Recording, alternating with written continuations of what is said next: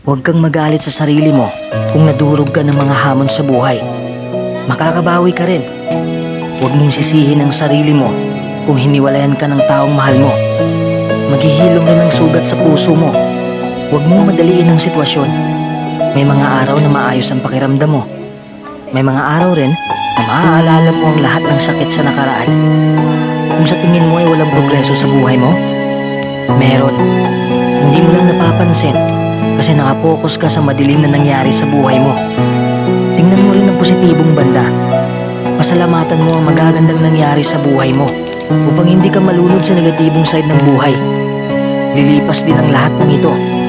Araw-araw, subukan mong mag-focus sa magagandang pangyayari. Kung napapagod ka, magpahinga ka lang muna. Alagaan mo ang iyong pangangatawan. Huwag mong pagurin ang sarili mo. Dahan-dahan ka lang.